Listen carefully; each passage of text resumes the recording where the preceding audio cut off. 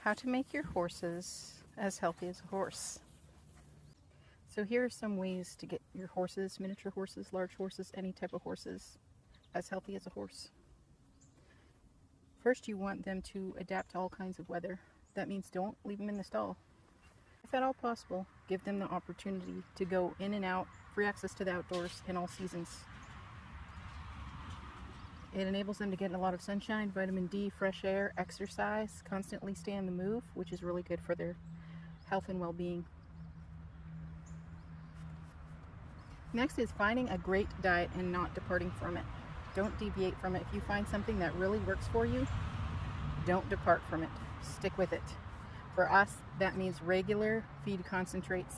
We like Right Choice by Tribute for our minis. We do not like low NSC feeds, low nutritional starch content feeds, because you have to feed so much of the low NSC feed to achieve the same results. Whereas with a regular starch content feed, you can feed a small amount and achieve the same results as feeding a large amount of a ration balancer or a large amount of a low nutritional starch content feed.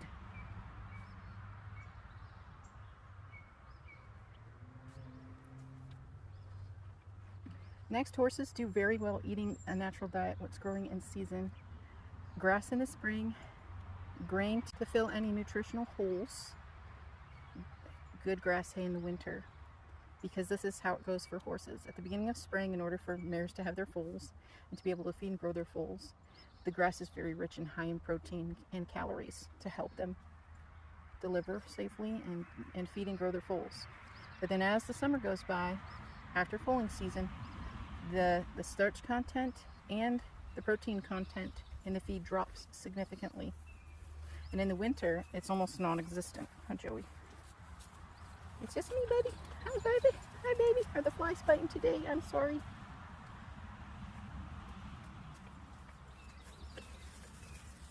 There's a hawk close by. I scared Joe because he's going blind a little bit.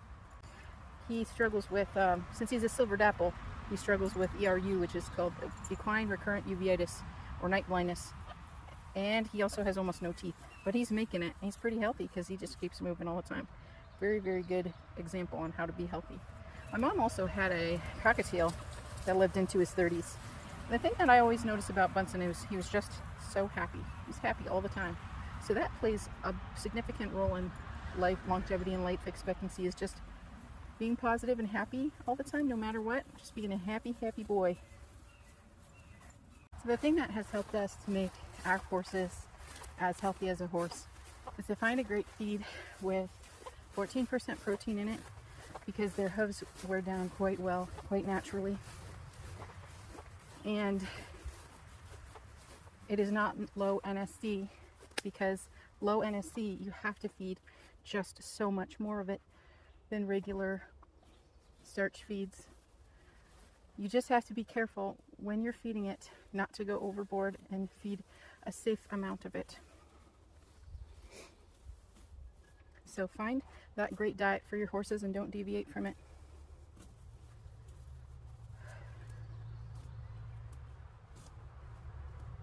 I always keep salt blocks in the barn with my horses in their stalls or right next to their water source, because that way they're also filling nutritional holes, and horses sweat a lot because they're out in all weather, and then they're replacing lost electrolytes by doing that, which is fantastic. It's so good for them. So you give them access to unfrozen water in the winter with salt, and in the summer you give them free access to an abundant source of clean water. Really make sure it's clean, and their mineral salt.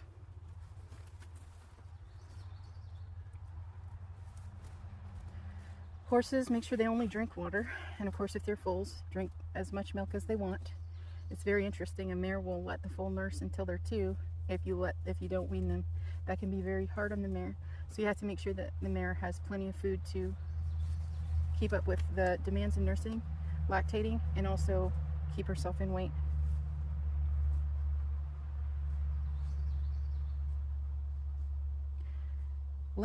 Limiting their protein is extremely important. There's a big fad on feeding minis, especially ration balancers, or horses that are easy keepers or have insulin resistance. Now, the major problem with feeding ration balancers is the protein content. A lot of times the protein content in a ration balancer is 29%, and the only time a horse is really eating protein that high is in early spring, and after that the starch and the protein in the grass significantly drops. So feeding a horse high protein over time, as much as a dog or cat or a human would eat, will damage their kidneys. Same with the human. So I guess moderation for us all is very necessary.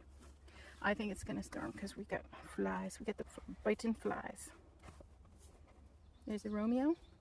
Victory's hiding in the weeds. They know what to do best to keep away from the flies. Horses definitely need a lot of hay and a lot of grass, but they also need, my minis and a lot of large horses too, need time turnouts. Not only do time turnouts help to keep up the grass pasture so that it'll last the entire season so it doesn't get overgrazed, which also raises your risks of parasites, but it also keeps them fit and healthy. Now these steins in particular are in really good shape, and that's because they get time turnouts, they get carefully controlled carbohydrate consumption, and they continue to get a little bit of hay in the evening just to keep the gastric acids from eating through their stomachs all night until they wait for the next day of turnouts. Another way to keep your horse as healthy as a horse is regular dental and regular hoof trimmings. If they can chew properly, you'll reduce the risk of choke. They're also not in pain if they've had regular floats, and they get more nutrients out of their food if they can properly chew. Likewise, no hooves, no horse. So you have to make sure the horses have their hooves trimmed regularly so there's no underlying disease, and as long as they have a good diet, they should wear their hooves properly without a ton of extra trims. If they have too much sugar in their diet though, they tend to develop insulin resistance and those hooves will grow out of control, which will make trimming more often necessary.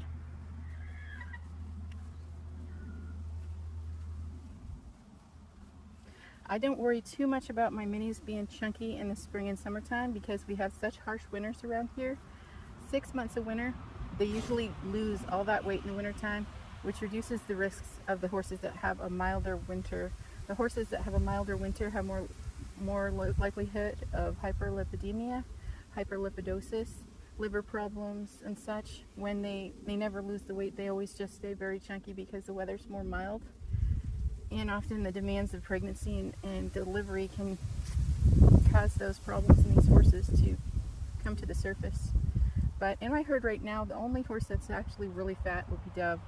But again, this often happens with my horses when they're very young, and as they get older and they'll need dentals and the winters are harsher on them, they lose that baby fat. I don't have to worry about that chunky insulin resistant style horse. But I did lower Dove's feed from 2 cups a day to probably maybe 1 3/4 cups. I give her a little less than 1 cup per meal. But again, I like that regular starch feed because I don't have to feed a ton of it to get the same results. So basically, what the feed companies were able to do by lowering the starch content was make you have to feed your horses more, which is good for the feed companies because the feed companies can have to sell you more feed because you have to feed more. So as long as you're really careful with the amounts you feed and you really watch the horses, you make sure they're neither too thin nor too fat. And this is a huge problem with minis in the wintertime. Even the vets don't realize this. They can become emaciated, but their owners keep putting them on a diet because as they gain the fur, they look fatter and fatter when they're not actually fat at all. They're actually struggling. And you'll actually see this with big bellies and really skinny necks and no top lines. You can still see that through the fur.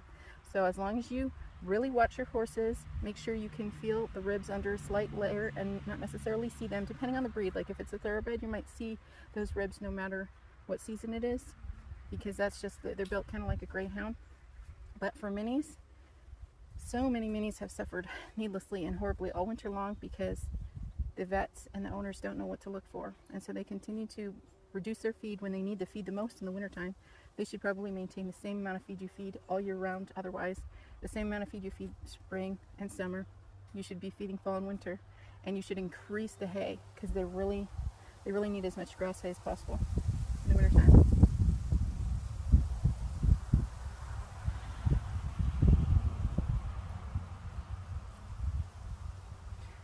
In order to keep your horse as healthy as a horse, they need to be active. And when I have my horses have free access to the outdoors and have their dry lot, limited turnouts, and then dry lot every day, this is good because when they don't have access to food, they're moving. They're exploring the backyard. Sometimes they're doing a little high intensity interval training by running amok, just running like crazy in the backyard. So they are constantly on the move. And then when they aren't on the move, they listen to their bodies, and they know that the time to rest, when it's time to rest. They're very good at gauging, oh, I'm sleepy, it's time to rest. And so they know when to be active, but they also know when to rest. But if they're stuck in the stall all the time, it's a little harder to move their bowels. In order to move their bowels, they also have to move their legs. So it's good for them to constantly have a steady intake of forage, and also a constant amount of movement that you don't get from a stalled horse. And often horses that are kept in the stall all the time, not only do they suffer boredom, they're more likely to develop bad habits, but they also they're more prone to colic too.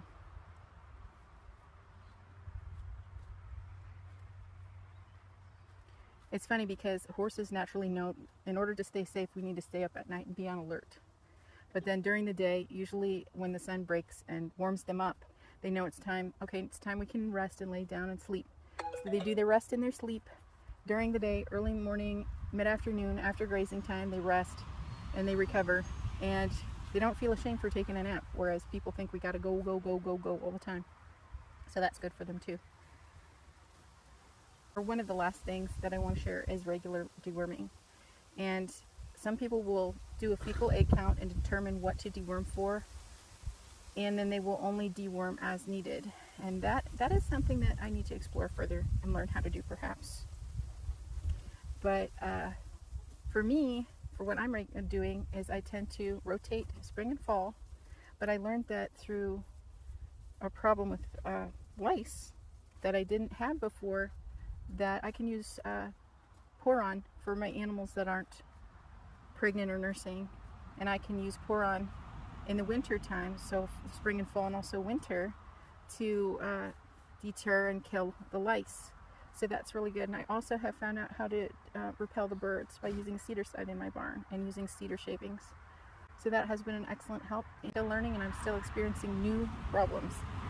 But a good deworming schedule will help keep your horse as healthy as a horse. Now in the past, they used to use tobacco, which I find really interesting. The time you deworm is just as important as what you use to deworm. So parasites tend to reproduce around a full moon. Don't ask me why, I don't know why, it just is the way it is.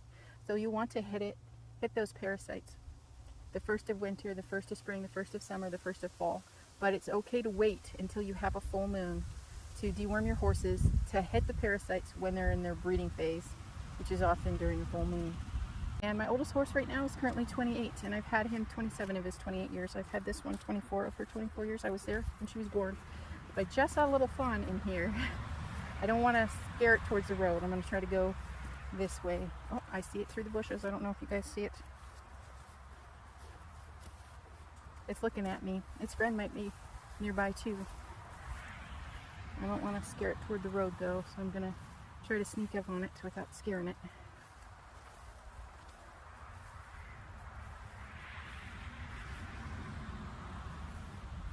And it's looking at me. I'm going to go around this way so I don't scare it toward the road.